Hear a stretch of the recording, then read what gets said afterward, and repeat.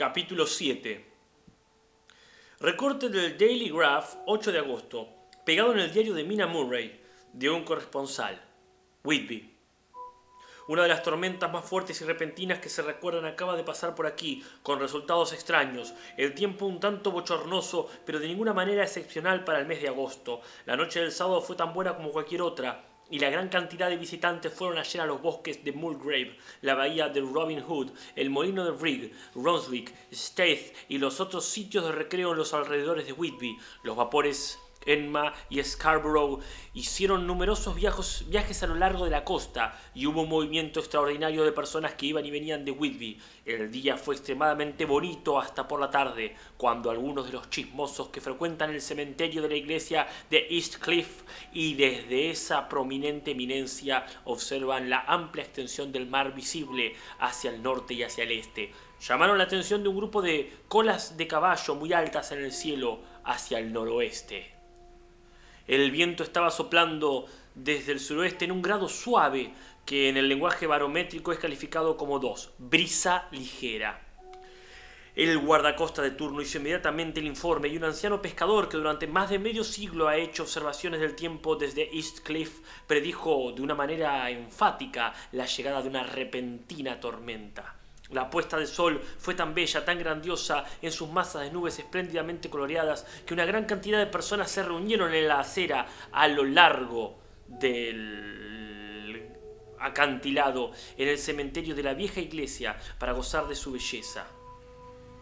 Antes de que el sol se hundiera detrás de la negra masa de Kettleness, encontrándose abiertamente a babor a estribor sobre el cielo del oeste, su ruta de descenso fue marcada por una miríada de nubes de todos los colores del celaje, rojas, moradas, color de rosa, verdes, violetas y de todos los matices dorados. Había allí y allá a masas no muy grandes, pero notoriamente de un negro absoluto, en todas clases de figuras, algunas solo delineadas y otras como colosales siluetas. La vista de aquel paisaje no fue desaprovechada por los pintores, y no cabe duda ninguna de que algunos esbozos del preludio a una gran tormenta adornarán las paredes de R.A. y R.I. el próximo mayo. Más de un capitán decidió en aquellos momentos y en aquel lugar que su guijarro o su mula, como llaman a las diferentes clases de botes, permanecería en el puerto hasta que hubiera pasado la tormenta. Por la noche el viento amainó por completo y a la medianoche había una calma chicha, un bochornoso calor y esa intensidad prevaleciente que al acercarse el trueno afecta a las personas de naturaleza muy sensible. Solo había muy pocas luces en el mar, pues hasta los vapores costeños que suelen navegar muy cerca de la orilla se mantuvieron mar adentro y solo podían verse muy contados barcos de pesca. La única vela sobresaliente era una goleta forastera que tenía desplegado todo su velamen y que parecía dirigirse hacia el oeste. La testarudez o ignorancia de su tripulación fue un tema exhaustivamente comentado mientras permaneció a la vista, y se hicieron esfuerzos por enviarle señales para que arriaran velas en vista del peligro. Antes de que cerrara la noche, se le vio con sus velas ondear ociosamente mientras navegaba con gran tranquilidad sobre las encrespadas olas del mar, tan ociosamente como un barco pintado sobre un océano pintado. Poco antes de las 10 de la noche, la quietud del viento se hizo bastante expresiva y el silencio era tan marcado que el balido de una oveja a tierra adentro o el ladrido de un perro en el pueblo se escuchaban distintamente, y la banda que tocaba en el muelle, que tocaba una vivaracha marcha francesa, era una disonancia en la gran armonía del silencio de la naturaleza. Un poco después de medianoche llegó un extraño sonido del mar y muy en lo alto comenzó a producirse un retumbo extraño, tenue, hueco. Entonces, sin previo aviso, irrumpió la tempestad con una rapidez que en aquellos momentos parecía increíble y que aún después es inconcebible. Todo el aspecto de la naturaleza se volvió de inmediato convulso. Las olas se elevaron creciendo con furia, cada una sobrepasando a su compañera, hasta que en muy pocos minutos el vidrioso mar, que no hacía mucho tiempo estaba rugiendo y devorando como un monstruo. Olas de crestas blancas golpearon salvajemente la arena de las playas y se lanzaron contra los pronunciados acantilados. Otras se quebraron sobre los muelles y barrieron con su espuma las linternas de los faros que se levantaban en cada uno de los extremos de los muelles en el puerto de Whitby. El viento rugía como un trueno y soplaba con tal fuerza que les era difícil incluso a los hombres fuertes mantenerse en pie o sujetarse con un desesperado abrazo a los puntales de acero. Fue necesario hacer que la masa de curiosos desalojara por completo los muelles, o de otra manera las desgracias de la noche habrían aumentado considerablemente. Por si fueran pocas las dificultades y los peligros que se cernían sobre el poblado, unas masas de niebla marina comenzaron a invadir la tierra, nubes blancas y húmedas que avanzaron de manera fantasmal, tan húmedas, vaporosas y frías que se necesitaba solo un pequeño esfuerzo de la imaginación para pensar que los espíritus de aquellos perdidos en el mar estaban tocando a sus cofrades vivientes con las viscosas manos de la muerte. Mas una persona sintió temblores y escalofríos al tiempo que las espirales de niebla marina subían tierra adentro. Por unos instantes la niebla se aclaraba y se podía ver el mar a alguna distancia a la luz de los relámpagos, que ahora se sucedían frecuentemente seguidos por repentinos estrépitos de truenos tan horrísonos que todo el cielo encima de uno parecía temblar bajo el golpe de la tormenta. Algunas de las escenas que acontecieron fueron de una grandiosidad inconmensurable y de un interés absorbente. El mar, levantándose tan alto como las montañas, lanzaba al cielo grandes masas de espuma blanca que la tempestad parecía tomar y desperdigar por todo el espacio. Aquí y allá, un bote pescador con las velas rasgadas, navegando desesperadamente en busca de refugio ante el peligro. De vez en cuando, las blancas alas de un ave marina ondeada por la tormenta. En la cúspide del East Cliff, el nuevo reflector estaba preparado para entrar en acción, pero todavía no había sido probado. Los trabajadores encargados de él lo pusieron en posición y en las pausas de la niebla que se nos venía encima, barrieron con él la superficie del mar. Una o dos veces prestó el más eficiente de los servicios, pero cuando un barco de pesca con la borda bajo el agua se precipitó hacia el puerto, esquivando, gracias a la guía de la luz protectora, el peligro de chocar contra los muelles. Cada vez que un bote lograba llegar a salvo al puerto, había un grito de júbilo de la muchedumbre congregada en la orilla. Un grito que por momento parecía sobresalir del ventarrón, pero que era finalmente opacado por su empuje. Al poco tiempo, el reflector descubrió a alguna distancia una goleta, con todas las velas desplegadas. Aparentemente el mismo navío que había sido visto esa misma noche.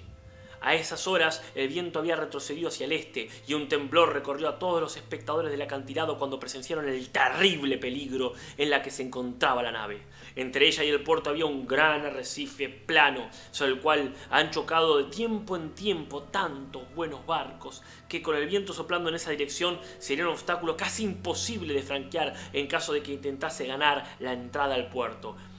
Ya era casi la hora de la marea alta, pero las olas eran tan impetuosas que en sus senos casi se hacían visibles las arenas de la playa y la goleta, con todas las velas desplegadas, se precipitaba con tanta velocidad que, en las palabras de un viejo lobo de mar, debía de llegar a alguna parte aunque solo fuese el infierno.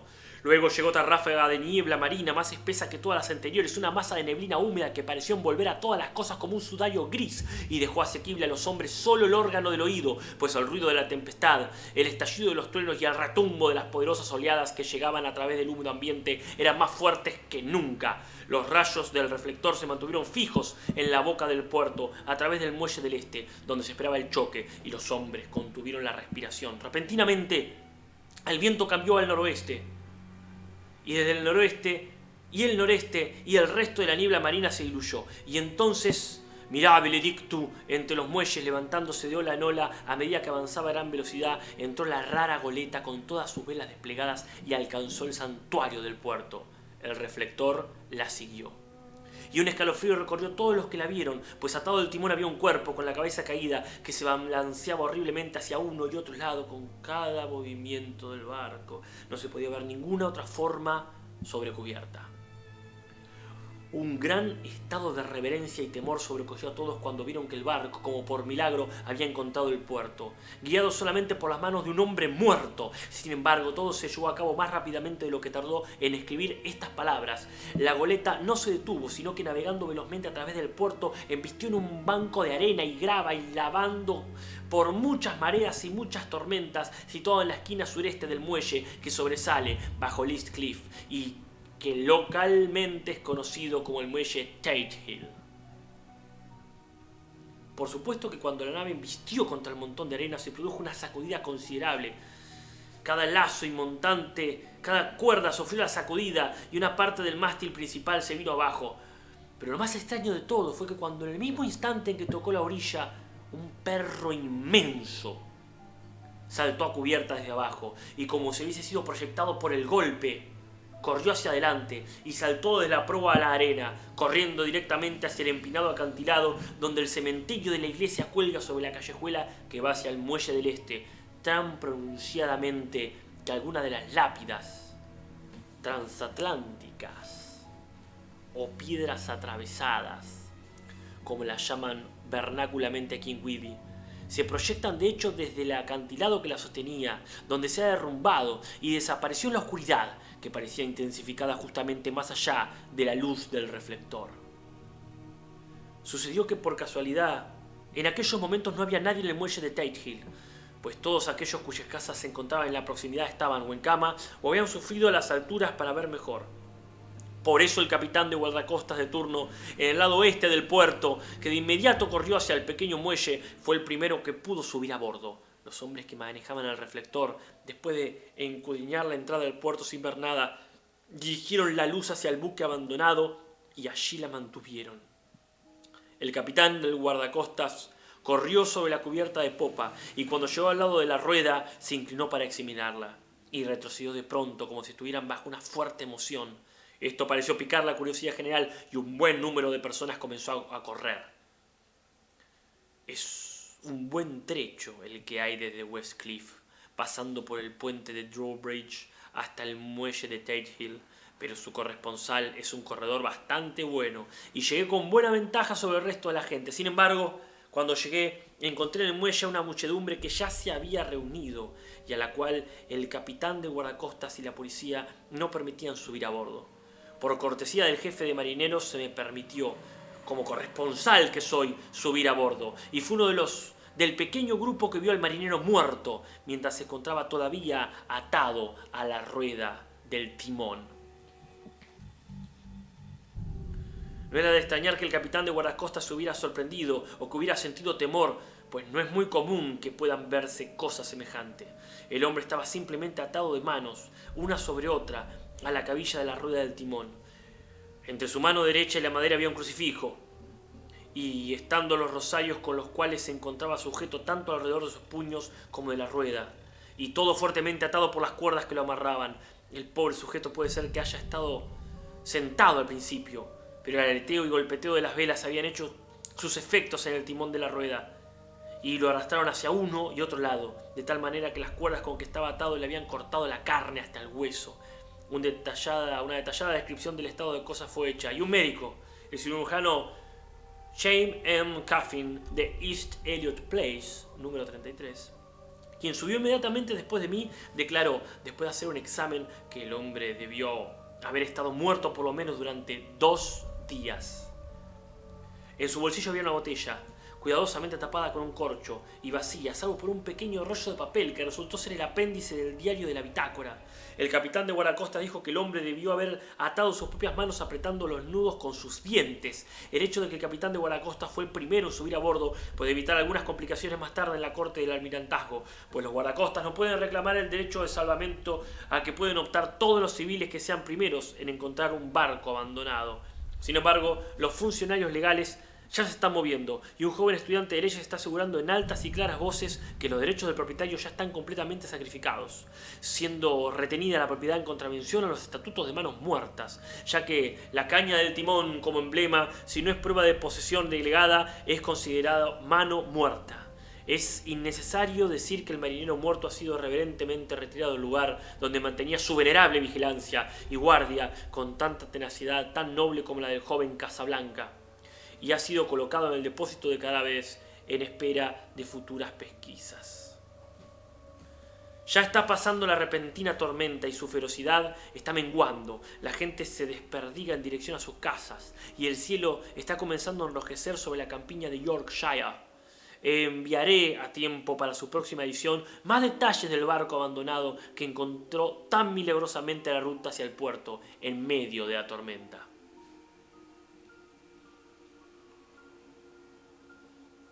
...9 de agosto... La secuela al extraño arribo del barco abandonado en la tormenta de anoche es casi más asombrosa que el hecho mismo. Resulta que la goleta es rusa, de Varna, y que es llamada Demetrio. Está llena casi enteramente de lastre de arena de plata, con solo una pequeña cantidad de carga. Muchas cajas grandes de madera llenas de tierra. Esta carga está consignada a un procurador de Whitby, el señor S.F. Billington, de La Creciente, número 7, quien esta mañana fue a bordo y tomó posesión formal de los bienes consignados a nombre de él. El cónsul ruso también, actuando por el lado del embarque, tomó posesión formal del barco y pagó todos los impuestos portuarios, etc. No se habla de otra cosa aquí que de la extraña coincidencia. Los empleados del Ministerio de Comercio han sido exageradamente escrupulosos en ver todos los trámites legales que se cumplan de acuerdo con las disposiciones vigentes. Como el asunto parece que va a ser un milagro de 9 días, están evidentemente determinados a que no exista causa de mayores complicaciones. Se ha notado bastante interés por el perro que saltó a tierra cuando el barco encalló, y más de un miembro de la APCA, que es muy fuerte aquí en Whitby, ha tratado de hacerse cargo del animal. Pero, para desconsuelo general, no ha sido posible encontrarlo en ningún lado, más bien parece que ha desaparecido por completo del pueblo. Muy bien puede ser que se encontrara aterrorizado y que haya corrido a refugiarse en los pantanos, donde posiblemente está todavía escondido. Hay algunos que miran con miedo esta figura, esta última posibilidad, pues podría ser que después se convirtiera en un peligro, ya que evidentemente se trata de una bestia feroz. Temprano esta mañana un perro grande, un mastín mestizo perteneciente a un comerciante de carbón cercano al muelle de Tate Hill, apareció muerto en el camino situado enfrente al patio de su dueño. Había estado peleando y manifiestamente tuvo un oponente salvaje, pues toda la garganta estaba desgarrada y su vientre estaba abierto como por una garra salvaje. Más tarde, por amabilidad del inspector del Ministerio de Comercio, se me ha permitido que eche una mirada al cuaderno de bitácora del Demetrio, que está en orden hasta hace 3 días, pero no contenía nada de especial interés, excepto lo relativo a los hechos de hombres desaparecidos. El mayor interés, sin embargo, se centra respecto al papel encontrado en la botella, que fue presentado hoy durante las averiguaciones, y puedo asegurar que un cuento más extraño como el que parece deducirse de ambas cosas no se hubiera atravesado en mi camino. Como no hay motivos para guardar secreto, se me permite que los use y le envíe a usted un relato detallado, omitiendo simplemente detalles técnicos de marinería y de sobrecargo. Casi parece como si el capitán hubiese sido sobrecogido por una especie de manía antes de que hubiesen llegado mar adentro y que ésta se continuara desarrollando persistentemente a través del viaje. Por supuesto, mi aseveración debe ser tomada cum grano, pues estoy escribiendo según lo dictado por un empleado del cónsul ruso, quien amablemente traduce para mí, ya que hay poco tiempo. Cuaderno de bitácora del Demetrio, de Berna a Whitby. Escrito el 18 de julio. Pasan cosas tan extrañas de las que mantendré de aquí en adelante una detallada información hasta que lleguemos a tierra. El 6 de julio terminamos de embarcar el cargamento, arena de plata y cajas con tierra. Por la tarde zarpamos. Viento del este, fresco, tripulación, 5 manos, 2 oficiales, cocinero y yo, capitán. El 11 de julio al amanecer entramos al Bósforo, subieron a bordo empleados turcos de la aduana, propinas, todo correcto. Reanudamos viaje a las 4 p.m. 12 de julio, a través de los Dardanelos. Más empleados de aduana y barco insignia del escuadrón de guardia, otra vez propinas, el trabajo de los oficiales detallado pero rápido. Querían deshacerse de nosotros con prontitud. Al anochecer pasamos al archipiélago. El 13 de julio pasamos Cabo Matapam. La tripulación se encuentra insatisfecha por algo, parece asustada, pero no dice por qué. El 14 de julio estuve un tanto ansioso por la tripulación. Todos los hombres son de confianza y han navegado conmigo otras veces. El piloto tampoco pudo averiguar lo que sucede, solo le dijeron que había algo. Y se persignaron. El piloto perdió los estribos con uno de ellos este día y le dio un puñetazo. esperaba una pelea feroz, pero todo está tranquilo. El 16 de julio el piloto informó en la mañana que uno de la tripulación, Petrovsky, ha desaparecido. No pudo dar más datos. Tomó guardia a babor a las 8 campanas anoche. Fue revelado por Abramov, pero no fue a acostarse a su litera. Los hombres muy deprimidos dijeron todos que ya esperaban algo parecido. Pero no dijeron más, sino que había algo a bordo. El piloto se está poniendo muy impaciente con ellos. Temo más incidentes enojosos más tarde. El 17 de julio, ayer, uno de los hombres, Olgaren, llegó a mi cabina y de una manera confidencial y temerosa me dijo que él pensaba que había un hombre extraño a bordo del barco. Me narró que en su guardia había estado escondido detrás de la cámara de cubierta, pues había lluvia de tormenta cuando vio a un hombre alto, delgado, que no se parecía a ninguno de la tripulación, subiendo la escalera de la cámara y caminando hacia adelante sobre cubierta para luego desaparecer. Lo siguió cautelosamente, pero cuando llegó cerca de la proa no encontró a nadie y todas las escotillas estaban cerradas. Le entró un miedo pánico supersticioso y temo que ese pánico pueda contagiarse a los demás. Adelantándome, hoy haré que registren todo el barco cuidadosamente, de proa a popa. Más tarde ese mismo día reuní a toda la tripulación y les dije que como ellos evidentemente pensaban que había alguien en el barco, lo registraríamos de proa a popa. El primer oficial se enojó, dijo que era una tontería y que ceder ante tontas ideas desmoralizaría más a los hombres.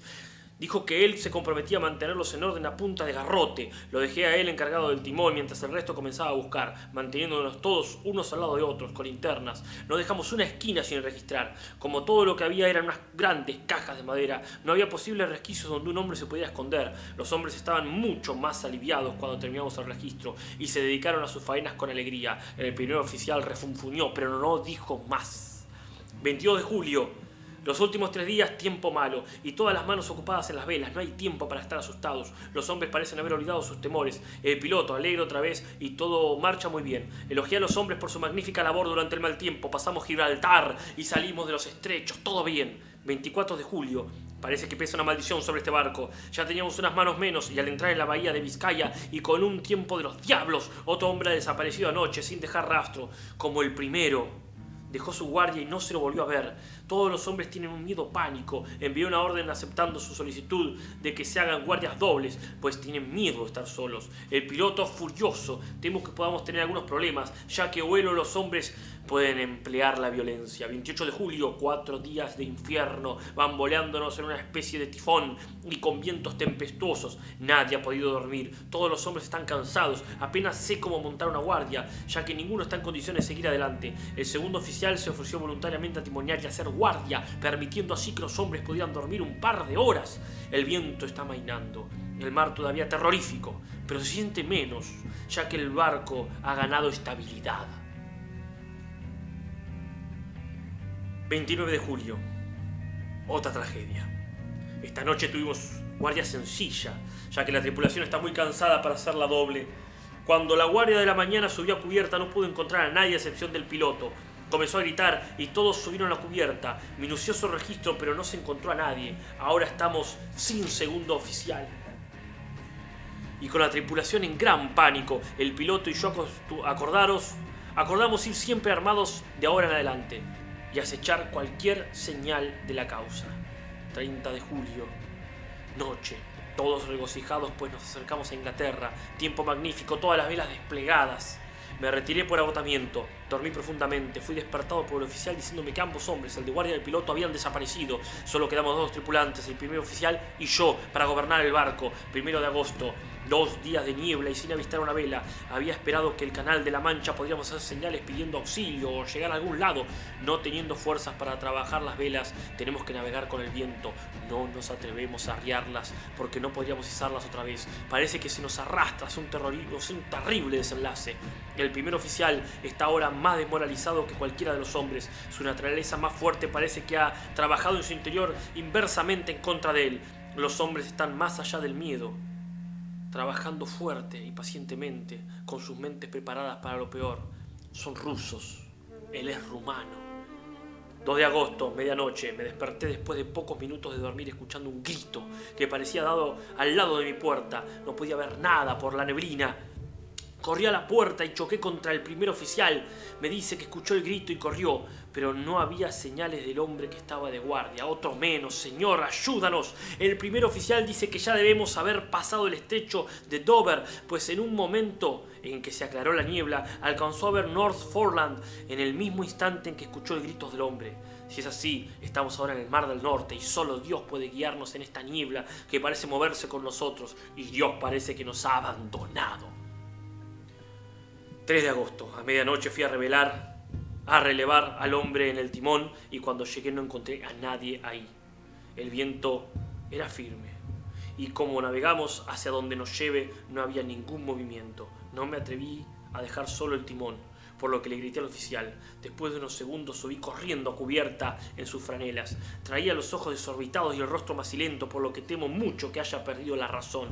Se acercó a mí y me susurró con voz ronca, colocando su boca cerca de mi oído, como si temiese que el mismo aire escuchara. Está aquí, ahora lo sé. Al hacer guardia anoche lo vi, un hombre alto y delgado y sepulcramente pálido. Estaba cerca de la proa mirando hacia afuera. Me acerqué a él a rastras y le hundí mi cuchillo, pero este lo atravesó, vacío como el aire.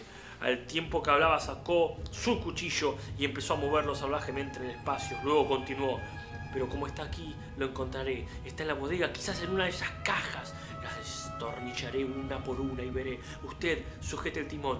Y con una mirada de advertencia, poniéndose el dedo sobre los labios, se dirigió hacia abajo.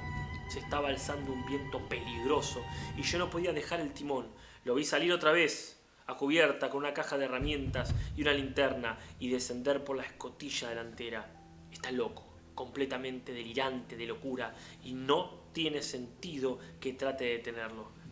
No puede hacer daño a esas grandes cajas. Están detalladas como arcilla, y que las arrastre de un lado a otro no tiene ninguna importancia. Así es que aquí me quedo, cuido del timón y escribo estas notas. Solo puedo confiar en Dios y esperar a que la niebla se aclare, y entonces, si puedo pilotear la nave hacia cualquier puerto con el viento que haya, arriaré las velas y me quedaré descansando, haciendo señales, pidiendo auxilio. Ya casi todo ha terminado. Justamente cuando estaba comenzando a pensar que el primer oficial podía regresar más calmado, pues lo escuché martillando algo en la bodega, y trabajar le hace bien, subió por la escotilla un grito repentino que me heló la sangre, y apareció él sobre la cubierta como disparado por un arma, completamente loco, con los ojos girando y el rostro convulso por el miedo. «¡Sálvame, sálvame!», gritó, y luego miró a su alrededor al manto de neblina. Su horror se volvió desesperación, y con voz tranquila dijo: «Sería mejor que usted también viniera, capitán, antes de que sea demasiado tarde. Está aquí.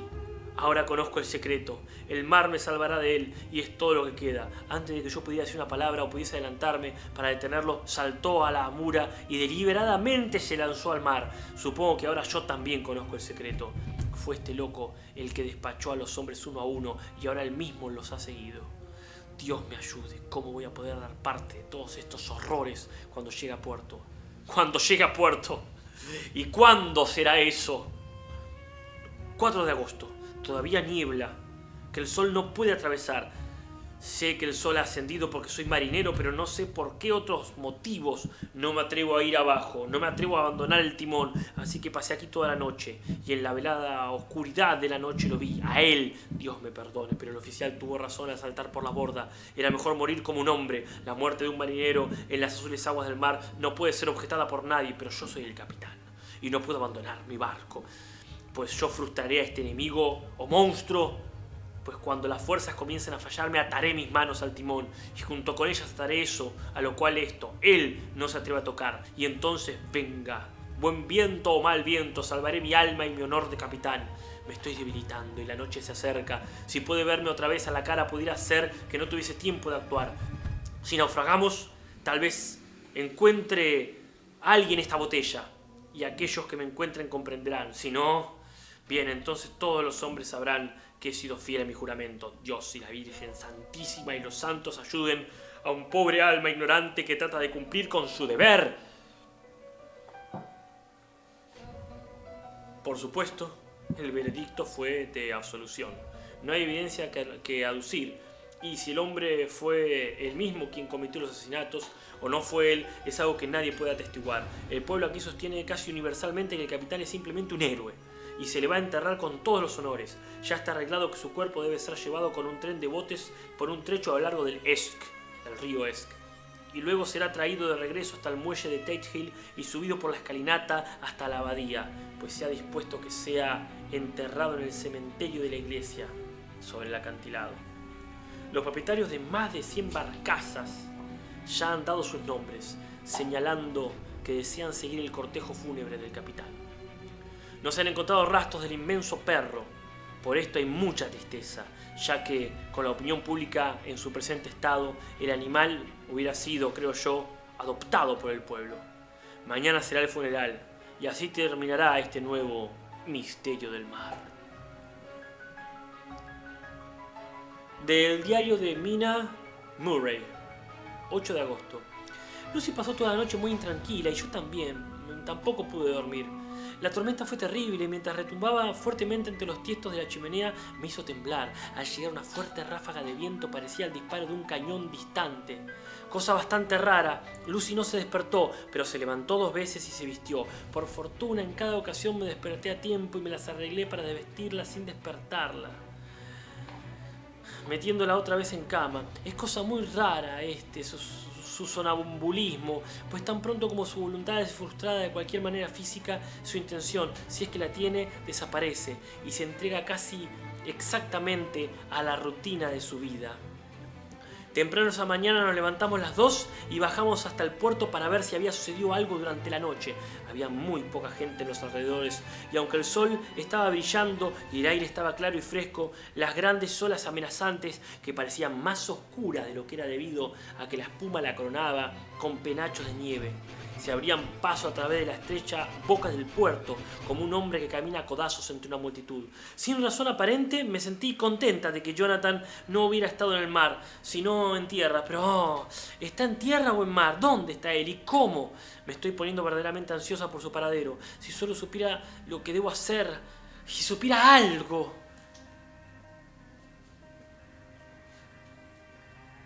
...10 de agosto...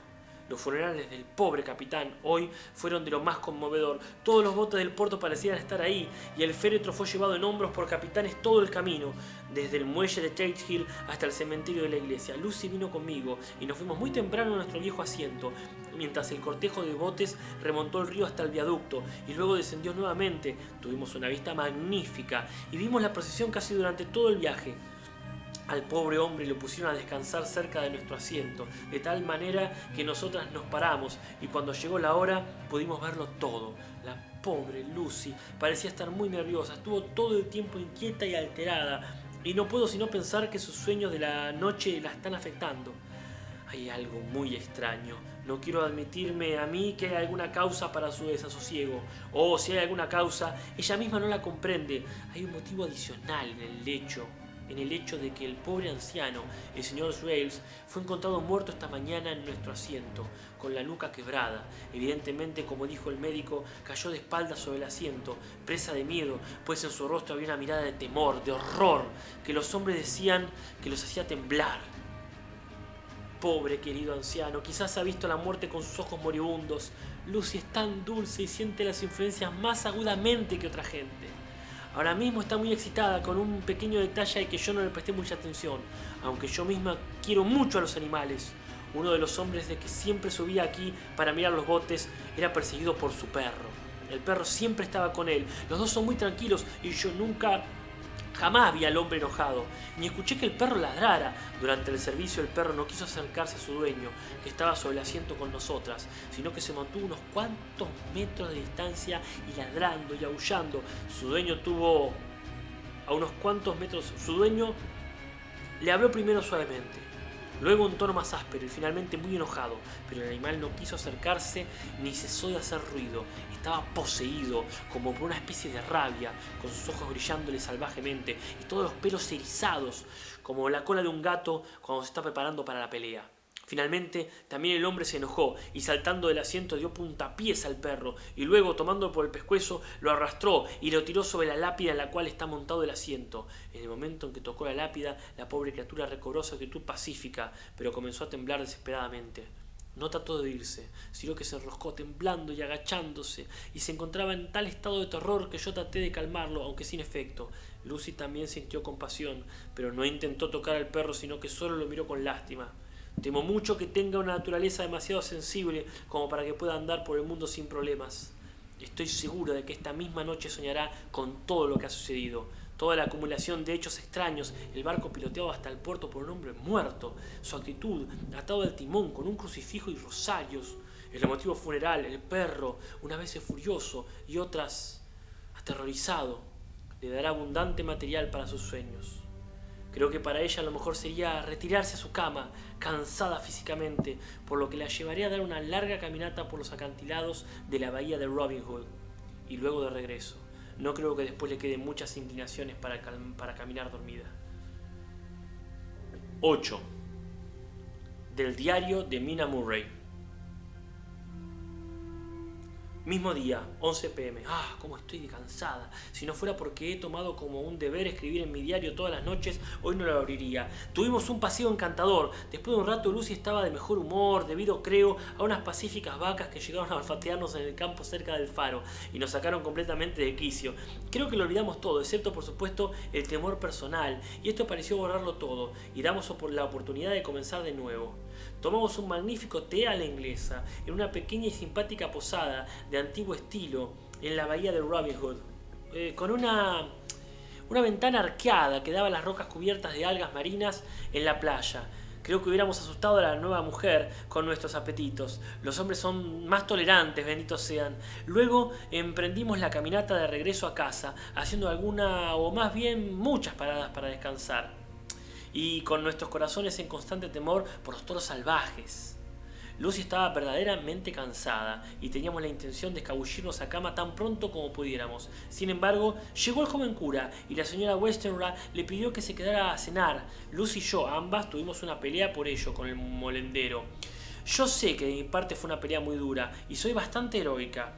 Creo que algún día los obispos deben reunirse y ver cómo crían una nueva clase de curas que no acepten a quedarse a cenar, sin importar cuánto se insista, y que sepan cuándo las muchachas están cansadas. Lucy está dormida y respira suavemente.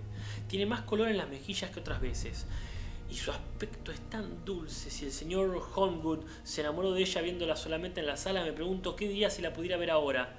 Algunas de las escritoras de la nueva mujer podrían en práctica algún día la idea de que los hombres y las mujeres deben poder verse primero durmiendo antes de hacer proposiciones o aceptar. Pero yo supongo que la nueva mujer no condescenderá en el futuro a aceptar. Ella misma hará la propuesta por su cuenta. Y bonito va a ser el trabajo que tendrá. En esto hay alguna consolación. Esta noche estoy muy contenta porque mi querida Lucy parece haber mejorado bastante. Realmente creo que ya ha doblado la esquina y que los problemas motivados por su sonambulismo han sido superados. Estaría completamente feliz con solo tener noticias de Jonathan. Dios lo bendiga y lo guarde. 11 de agosto. 3 a.m. No tengo sueño, por lo que mejor será que escriba. Estoy demasiado agitada para poder dormir. Hemos tenido una aventura extraordinaria. Una experiencia muy dolorosa. Me quedé dormida tan pronto como cerré mi diario. Repentinamente desperté del todo y me senté con una terrible sensación de miedo en todo el cuerpo, con un sentimiento de vacío alrededor de mí. El cuarto estaba a oscuras, por lo que no podía ver la cama de Lucy. Me acerqué a ella y la busqué a tientas. La cama estaba vacía. Encendí un fósforo y descubrí que ella no estaba en el cuarto. La puerta estaba cerrada, pero no con llave como yo la había dejado. Temía despertar a su madre, que últimamente ha estado bastante enferma, por lo que me puse alguna ropa y me apresté a buscarla. En el instante en que dejaba el cuarto se me ocurrió que las ropas que ella llevara puestas me podían dar alguna pista de sonámbulas intenciones. La bata significaría la casa, un vestido la calle. Pero tanto la bata como sus vestidos estaban en su lugar. Dios mío, me dije a mí misma, no puede estar lejos, ya que solo lleva su camisón de dormir. Bajé corriendo las escaleras y miré en la sala. No estaba allí. Entonces busqué los otros cuartos abiertos de la casa, con un frío temor siempre creciente en mi corazón. Finalmente llegué a la puerta del corredor y la encontré abierta. no estaba abierta del todo, pero el pestillo de la cerradura no estaba corrido. La gente de la casa siempre es muy cuidadosa al cerrar la puerta todas las noches, por lo que temí que Lucy se hubiera ido tal como andaba. No había tiempo para pensar en lo que pudiera ocurrir. Un miedo vago, invencible, oscureció todos los detalles.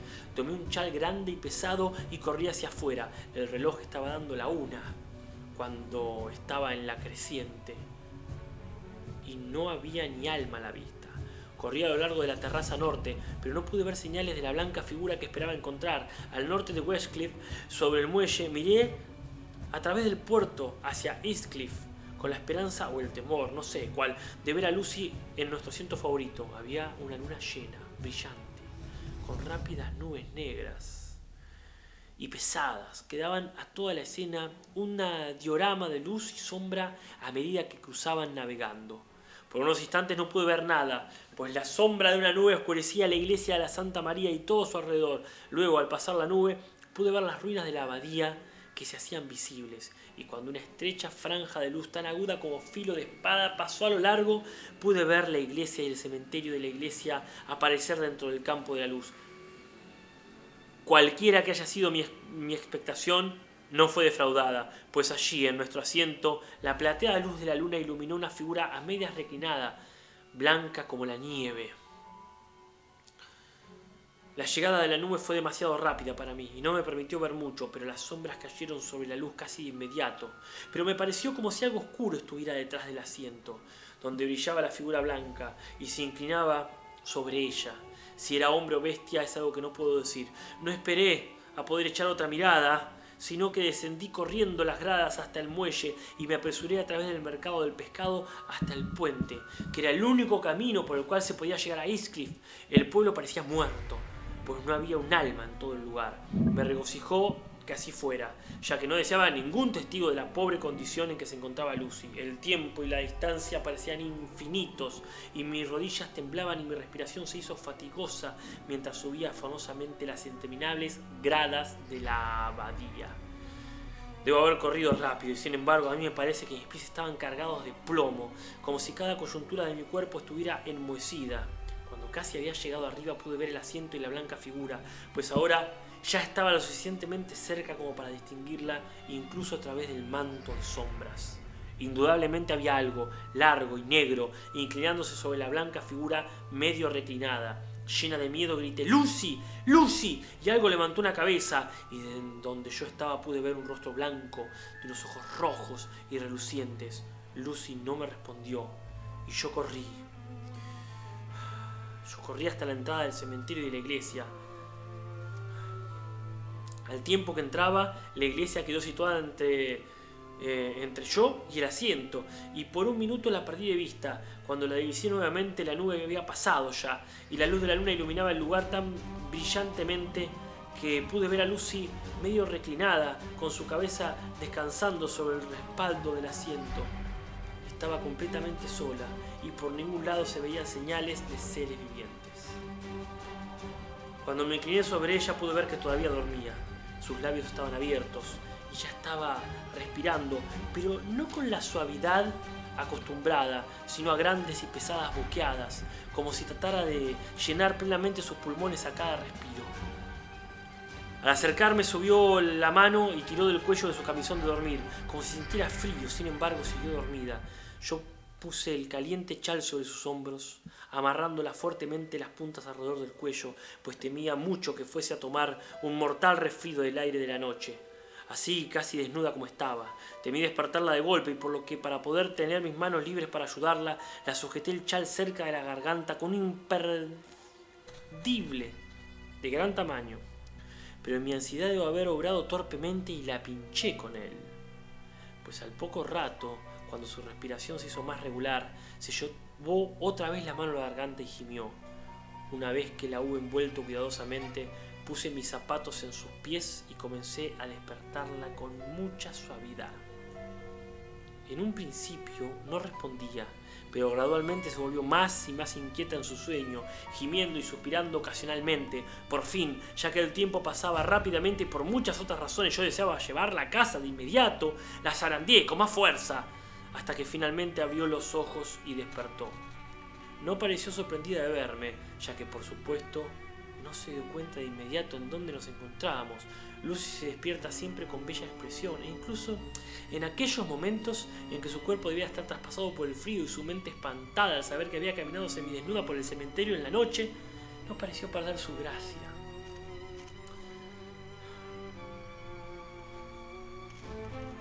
Tembló un poco y me abrazó fuertemente cuando le dije que venía de inmediato conmigo de regreso a casa. Se levantó sin decir palabra y me obedeció como una niña.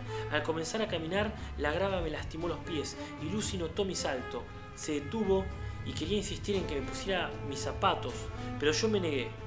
Sin embargo, cuando salimos al sendero afuera del cementerio, donde había un charco de agua, remanente de la tormenta, me unté los pies con lodo, usando cada vez un pie sobre el otro, para que al ir a casa nadie, en caso de que encontrásemos a alguien, pudiese notar mis pies descalzos. La fortuna nos favoreció y llegamos a casa, sin encontrar un alma.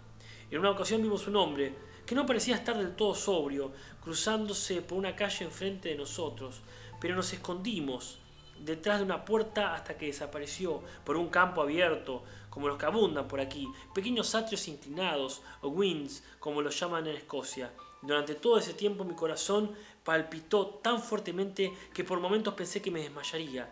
Estaba llena de ansiedad por Lucy, no tanto por su salud, a pesar de que podía afectarle el aire frío, sino por su reputación, en caso de que la historia de lo sucedido se hiciera pública. Cuando entramos y una vez que hubimos lavado nuestros pies y rezado juntas una oración de gracias, la metí en cama.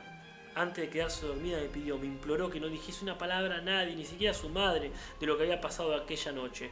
Al principio dudé de hacer la promesa, pero al pensar en el estado de salud de su madre y cómo la excitaría la noticia de un acontecimiento como aquel, y pensando además cómo podía ser retorcida aquella historia, no, sería infaliblemente falsificada.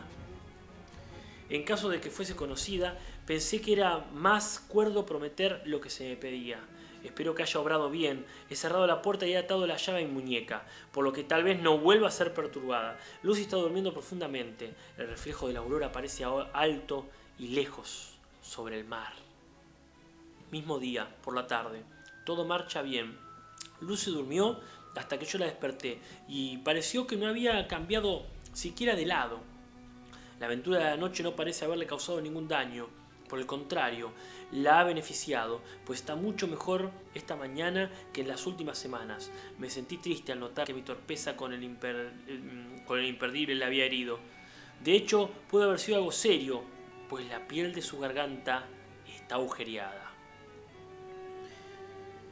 Debo haber agarrado un pedazo de piel con el imperdible, atravesándolo, pues hay 2 pequeños puntos rojos como agujeritos de alfiler, y sobre el cuello de su camisón de noche había una gota de sangre.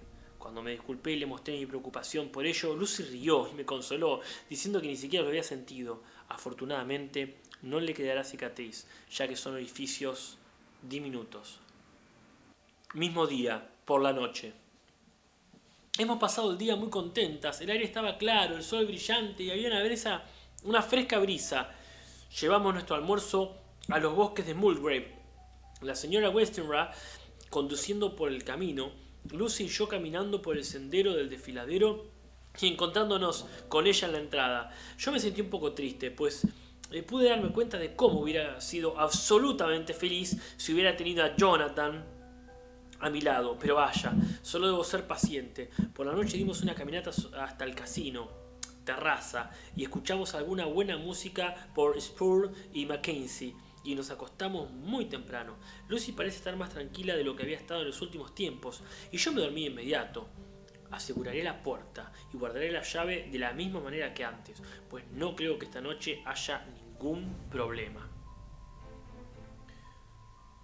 12 de agosto. Mis predicciones fueron erróneas, pues 2 veces durante la noche fui despertada por Lucy, que estaba tratando de salir. Parecía incluso dormida. Aún dormida, estar un poco impaciente por encontrar la puerta cerrada con llave, y se volvió a acostar profiriendo quejidos de protesta. Desperté al amanecer y oí los pájaros piando fuera de la ventana. Lucy despertó también, y yo me alegré de ver que estaba incluso mejor que ayer por la mañana. Toda su antigua alegría parece haber vuelto, y se pasó a mi cama apetujándose a mi lado para contarme todo lo de Arthur. Yo le dije que ella, como estaba ansiosa por Jonathan, y entonces trató de consolarme.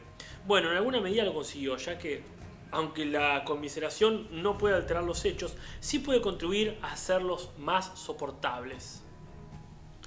13 de agosto, otro día tranquilo, y me fui a la cama con la llave y mi muñeca como antes. Otra vez desperté por la noche y encontré a Lucy sentada en su cama, todavía dormida, señalándose a la ventana. Me levanté sigilosamente y apartando la persiana miré hacia afuera. La luna brillaba esplendorosamente, y el suave efecto de la luz sobre el mar y el cielo, confundidos en un solo misterio grande y silencioso, era de una belleza indescriptible. Entre yo y la luz de la luna aleteaba un gran murciélago, que iba y venía describiendo grandes círculos. En un par de ocasiones se acercó bastante, pero supo que, asustándose al verme, voló de regreso y alejándose en dirección al puerto y a la abadía. Cuando regresé de la ventana, Lucy se había acostado de nuevo y dormía pacíficamente. No volvió a moverse en toda la noche. 14 de agosto. He estado en Heathcliff, leyendo y escribiendo todo el día. Lucy parece haberse enamorado tanto de este lugar como yo, y es muy difícil arrancarla de aquí cuando llega la hora de regresar a casa para comer, tomar el té o cenar. Esta tarde hizo un comentario muy extraño. Veníamos de camino a casa para la cena y habíamos llegado hasta las gradas superiores del puente oeste, deteniéndonos para mirar el paisaje como siempre lo hacemos. El sol poniente, muy bajo en el horizonte, se estaba ocultando detrás de Kettles. La luz roja caía sobre Heathcliff y la vieja abadía, y parecía bañarlo todo con un bello resplandor color de rosa. Estuvimos unos momentos en silencio y de pronto Lucy murmuró como para sí misma: otra vez esos ojos rojos, son exactamente los mismos. Aquella fue una expresión tan rara, sin venir a colación, que me dejó perpleja. Me aparté un poco, lo suficiente para ver a Lucy bien sin parecer estar mirándola, y vi que estaba en un estado de duermevela, con una expresión tan rara en el rostro que no pude descifrar. Por eso no dije nada, pero seguí sus ojos. Parecía estar mirando nuestro propio asiento, donde en aquellos instantes estaba sentada una oscura y solitaria figura. Yo misma me sentí un poco inquieta, pues por unos momentos pareció que aquel desconocido tenía grandes ojos como llamas fulgurantes, pero en una segunda mirada disipó la ilusión. La luz roja del sol estaba brillando sobre las ventanas de la iglesia de Santa María, situada detrás de nuestro asiento, y al ponerse el sol había justamente suficiente cambio en la refracción y reflexión de la luz como para dar la apariencia de que la luz se movía. Llamé la atención de Lucy hasta ese efecto peculiar, y ella pareció volver en sí como con un sobresalto, aunque al mismo tiempo pareció muy triste. Es posible que estuviera pensando en la terrible noche que había pasado allá arriba. Nunca hablamos de ella, por eso no dije nada, y nos fuimos a casa a cenar. Lucy tenía dolor de cabeza y se acostó temprano. Cuando la vi dormida salí a dar un pequeño paseo yo sola. Caminé a lo largo de los acantilados situados al oeste, y estaba llena de una dulce tristeza, pues pensaba en Jonathan. Al regresar a casa, la luz de la luna brillaba intensamente, tan intensamente que aunque el frente de nuestra parte en la creciente estaba en la sombra, todo podía verse distintamente. Eché una mirada a nuestra ventana y vi la cabeza de Lucy reclinándose hacia afuera. Pensé que quizá estaba en espera de mi regreso, por lo que abrí mi pañuelo y lo agité. Sin embargo, ella no lo notó y no hizo ningún movimiento. En esos momentos, la luz de la luna se arrastró alrededor de un ángulo del edificio y sus rayos cayeron sobre la ventana. Allí estaba Lucy, con la cabeza reclinada contra el lado del antepecho de la ventana, con los ojos cerrados. Estaba profundamente dormida y a su lado, posado en el antepecho de la ventana, había algo que parecía ser un pájaro de regular tamaño.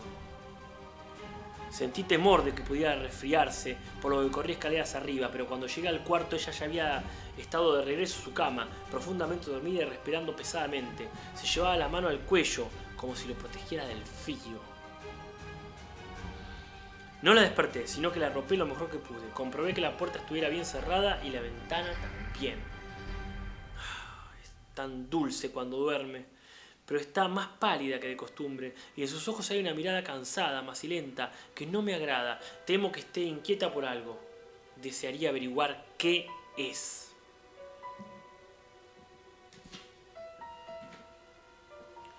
15 de agosto. Me levanté más tarde que de costumbre. Lucy está lánguida y cansada y durmió hasta después de que habíamos sido llamadas. En el desayuno tuvimos una grata sorpresa. El padre de Arthur está mejorando y quiere que el casamiento se efectúe lo más pronto posible. Lucy está llena de callado regocijo y su madre está a la vez alegre y triste. Más tarde me dijo la causa. Está melancólica por tener que perder a Lucy, pero le alegra que pronto ella vaya a tener a alguien con quien la proteja. Pobre señora. Tan querida y tan dulce. Me hizo la confidencia de que ya pronto morirá. No le ha dicho nada a Lucy y me hizo prometer guardar el secreto. Su médico le ha dicho que dentro de unos meses a lo sumo va a morir, pues su corazón se está debilitando. En cualquier momento, incluso ahora, una impresión repentina le produciría casi seguramente la muerte. Hicimos bien en no contarle lo ocurrido aquella terrible noche de sonambulismo de Lucy. 17 de agosto. No he escrito nada durante 2 días seguidos. No he tenido ganas de hacerlo. Una especie de oscuro sino parece estar ciñendo sobre nuestra felicidad. Ninguna noticia de Jonathan y Lucy parece estar cada vez más débil, mientras las horas de su madre la están acercando al desenlace final. No comprendo cómo Lucy se está apagando, cómo lo hace. Come bien y duerme bien y goza del aire fresco, pero todo el tiempo las rosas de sus mejillas están marchitándose y día a día se vuelve más débil y más lánguida. Por las noches la escucho boqueando como si le faltara el aire. Siempre tengo la llave de la puerta atada a mi muñeca durante la noche, pero ella se levanta y camina de un lado a otro del cuarto y se sienta ante la abierta ventana. Anoche la encontré reclinándose hacia afuera y cuando traté de despertarla no pude. Estaba desmayada. Cuando conseguí hacer que volviera en sí, estaba sumamente débil y lloraba quedamente entre largos y dolorosos esfuerzos por aspirar aire.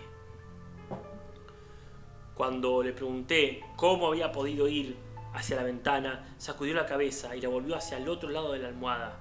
Espero que su enfermedad no se deba a este malhadado piquete de alfiler. Observé su garganta una vez que se hubo dormido y las punturas no parecían haber sanado. Todavía están abiertas las cicatrices e incluso más anchas que antes. Sus bordes aparecen blanquecinos como pequeñas manchas blancas con centros rojos. A menos que sanen en 1 o 2 días, insistiré en que la vea el médico.